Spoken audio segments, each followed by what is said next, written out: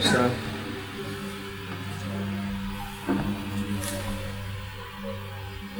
So I just want to thank Jaya Prabhu for allowing me to speak.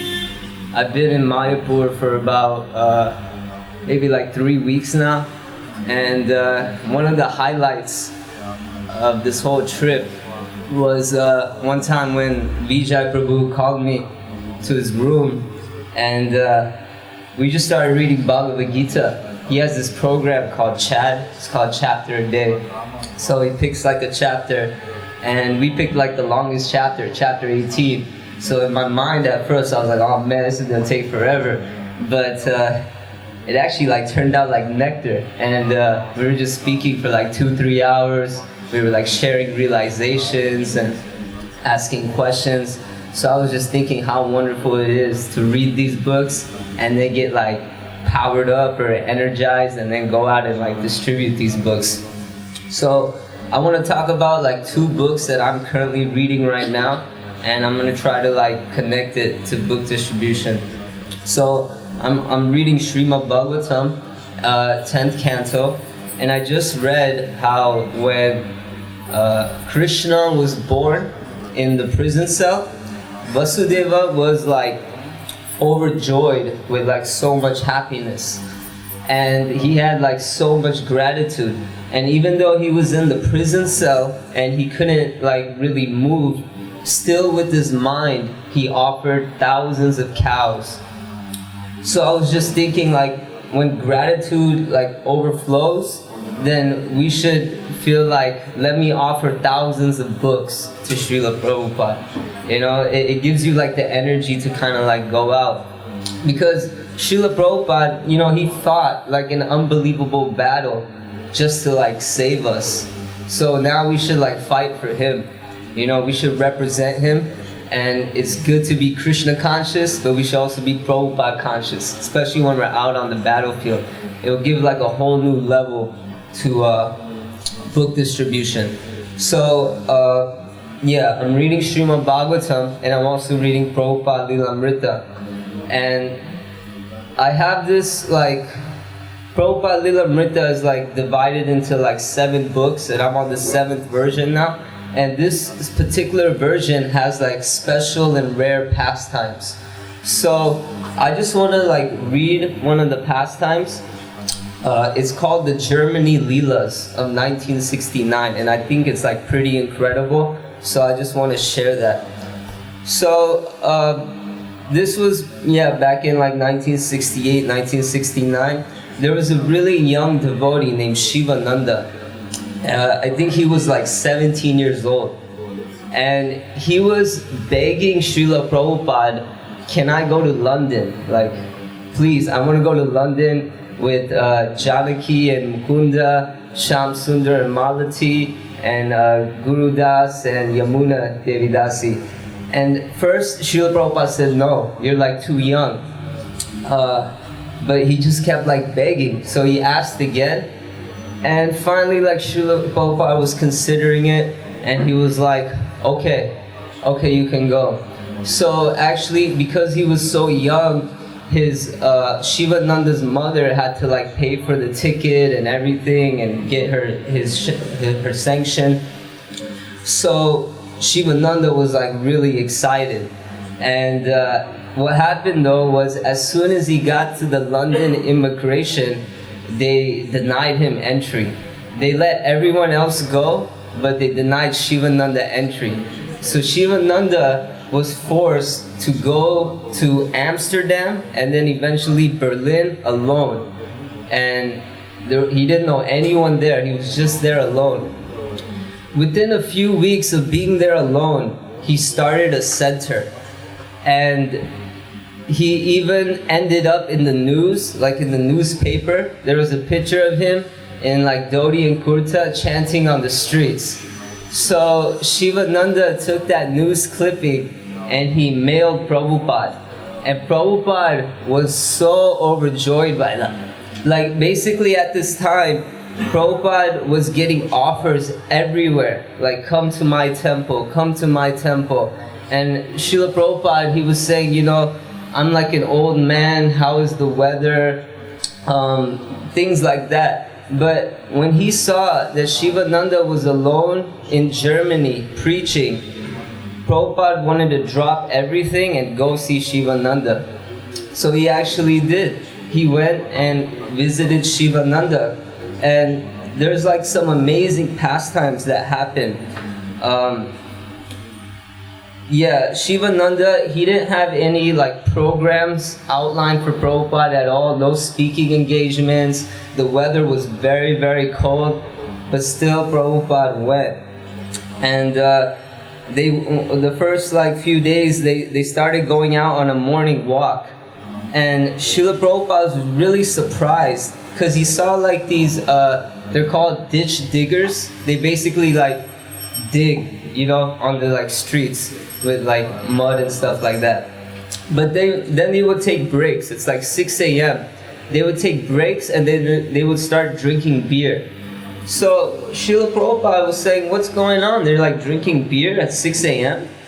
And then on top of that, he saw like these signs everywhere that said Zigarateen. And Prabhupada was saying, what is this Zigarateen? And Zigarateen means cigarettes. So now he was starting to realize, okay, they're like taking intoxications, they're drinking alcohol. And then Srila Prabhupada was walking some more, and then he was like, wow, why is everyone so fat here? And Shivananda, he was like, I think they eat a lot of potatoes. And Prabhupada's like, no, it's not potatoes, it's meat. They like to eat meat. So this is like the condition of Germany.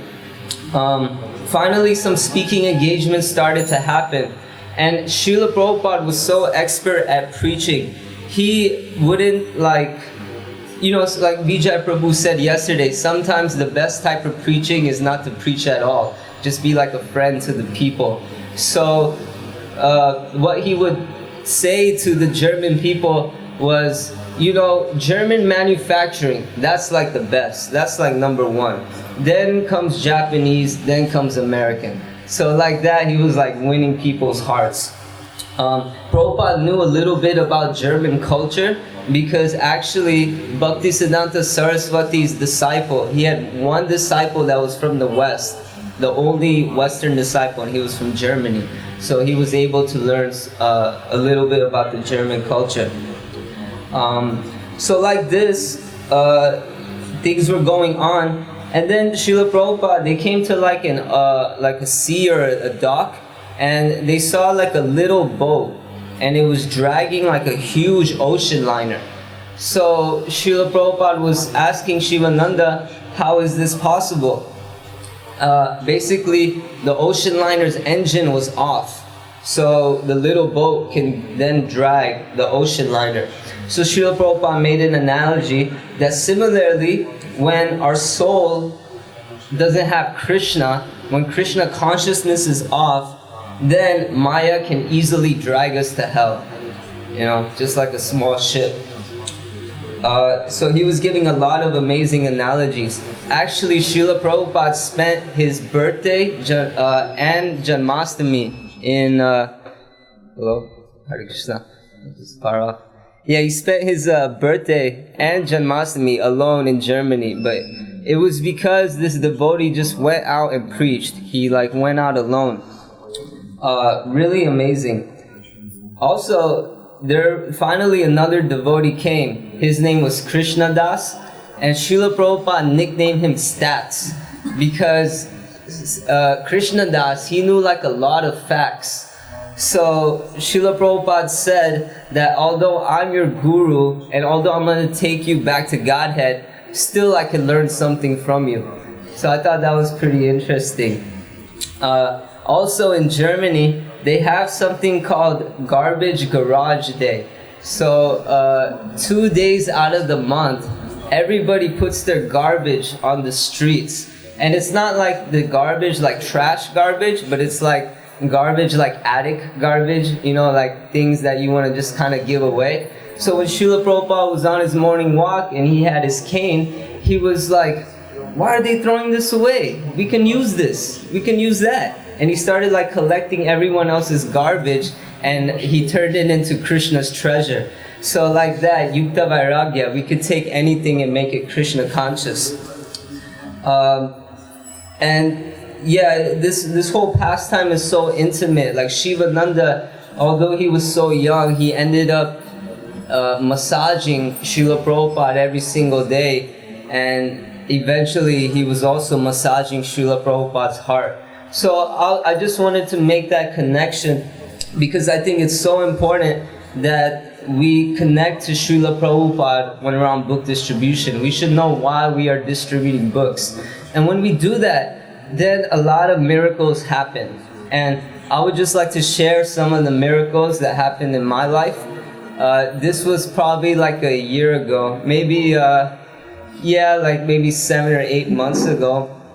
So at the time, I was kind of like confused because there was a lot of terrorist attacks going on, particularly from the Islam faith. And what happened in America one day was there was like a mass shooting where some Muslim extremist, he goes into a club and just like kills everybody. And I'm hearing like a lot of this, a lot of these types of stories coming from that particular faith. So I was just really confused. I'm like, what's going on? So practically like the next day, I had my book table set up, and this guy from Saudi Arabia named Abdullah comes to my table. He starts looking at all the books, and then we start like chit-chatting, and he ends up spending like maybe 25 or 30 minutes with me. Now normally when I'm on book distribution, I'm like quick with people, maybe like a minute, 2-3 minutes. If they're really interested, I'll like spend a little more time with them, but very rarely like 30 minutes. That's like a long time. But I was actually spending 30 minutes with this person. And actually at the end of our talk, he gives me $100 bill, and he takes about 17 or 18 of Srila Prabhupada's books. So I thought, wow, that's pretty incredible. We exchanged phone numbers. Next day, he calls me and he says, hey, are you at the temple? I say, yeah, I am. He says, okay, I'm coming. He comes to the temple. We have a Govinda's restaurant. I'm waiting for him. He comes to the temple and he actually invites 5 or 6 of his Muslim friends. And we all sit together and we all have prasadam and just discuss the philosophy very nicely. Now, if this isn't a miracle already, I'll take it like a level further. A few weeks later, we have our big Ratha Yatra festival. I'm from Los Angeles. We like do it really big there. And so he calls me again. And he's like, hey, I think I'm coming to the festival. So I was like, okay, I was really excited to see him. And when he shows up in the festival, he has a bag in his hand, and that bag has all of his old clothes. And what he's wearing now is a dhoti and kurta. Yeah. And he was actually just supposed to be in America for maybe 1 more month maximum, and then he was headed back to Saudi Arabia. So now he's in Saudi Arabia, he's practicing devotional service, he's reading Srila Prabhupada's books, and that all came just from like a doubt that I was having from a particular culture, and Srila Prabhupada completely removed that doubt. Krishna removed that doubt. Actually, in the 16th chapter of the Bhagavad Gita, there's 2 types of qualities. There are divine qualities and demoniac qualities. So it doesn't matter what particular faith you're from. It's all about what type of qualities you have. So even though he's practicing the Islam culture, he has all divine qualities, which makes him divine himself. So that was like an important lesson that I learned. Another time, this is kind of like don't judge a book by its cover. I was at my book table, and I have a really amazing book distribution partner. His name is Brigupati Prabhu. He's been distributing books for almost 45 years. He's a Prabhupada disciple, and he's taught me everything from the inside out. We've been going out practically every day for the last 3 years. We take morning walks every morning. It's just like an amazing relationship I have with him. He's probably the only, or one of the main reasons why I'm still in this movement, because he knows how to be like a true friend. So I was one time distributing books with him, and all of a sudden this like humongous, like 6'7" man walks. He's like I can't even describe how big he is. He like looks like a Hanuman or something, and he's covered with like tattoos. He has like big earrings, and Brigupati Prabhu was like, all right, that's yours, go ahead. And I was like, oh man, I don't know if I could do this right now. And he was like, come on, if you don't do it, I'm gonna do it. I'm like, okay, you know what, I'm gonna let you do this one. So Brigupati Prabhu goes up to him, and Brigupati introduces himself. He's like, hi, my name is Jeff, what's your name? And this huge man, he says, my name is Bhakta Dwarkadish. And I was like, whoa. Yeah, basically Bhakta Dwarkadish grew up a Gurukuli, but he was, having some difficulty, so he was straying away. But just that morning, he was thinking, I need to get back to Krishna consciousness. Like, this is like something that I'm missing in my life.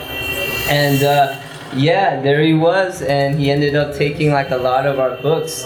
So it's just like incredible how like Krishna arranges things. Even at one time I was like I usually set up book tables, so I had like these invitation cards on my book table, and it was like a really hot sunny day, but all of a sudden this gust of wind just came out of nowhere, and these 2 invitation cards flew off and fell at the feet of 2 people who were actually looking for spiritual knowledge. So they both ended up taking hardcover Bhagavad Gitas and many others as well. And they actually came to the temple as well. They eat at Govinda's. I know another time, I was like having like a really tough day. I was like, man, this just isn't my day today. And sometimes it's like that. That's the good thing about book distribution. It like purifies you.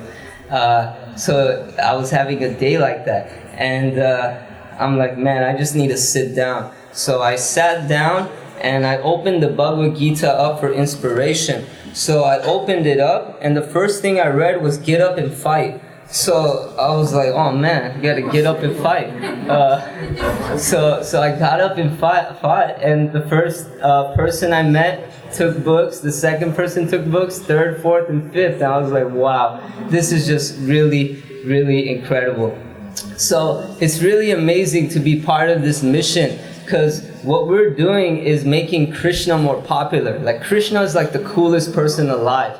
And what we're doing is trying to make Krishna more popular. So what better job or what better service than this? One time I was carrying like the Srimad Bhagavatam cover, and I was just like walking, and all of a sudden some girl like sees the cover, and she's like, hey, he likes to steal butter, doesn't he? And I'm like, yeah, he does. And she's like, he's always running away from Mother Yashoda. I'm like, yeah, he is. And she's like, oh, this is that book. Isn't this book like written by an elephant? And like an old man is telling him what to write? And I'm like, yeah, that's Srimad Bhagavatam. And I'm like, where did you learn all this? And she was saying that she learned this all from a religion class. So that religion class actually has Prabhupada's books as it is. So that's like the effect that people are getting now. Yeah, it's like a big issue. I even saw there was like this eighth grade student. She was born in America, but she has like an Indian descent. And she was actually fighting the court system because she was saying that,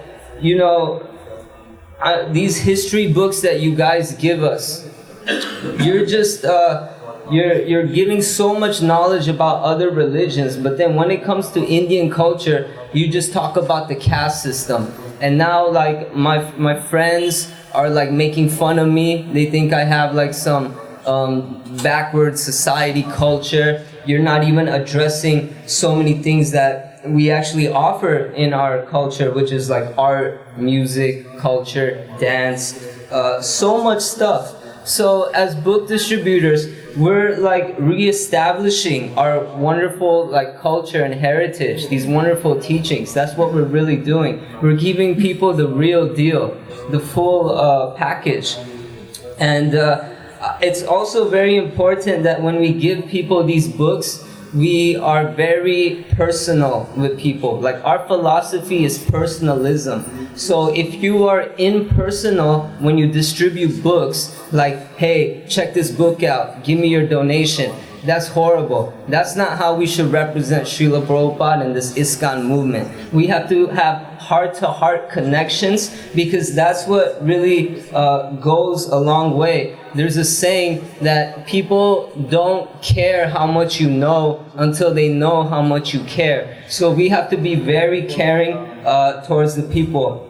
Also, I heard a quote by Shiva Ram Maharaj. He says that anything offered with devotion grows. So we should offer these books with devotion. We should have the 6 loving exchanges with people that we meet when we're out on book distribution. And like this, your whole book distribution will be taken to another dimension.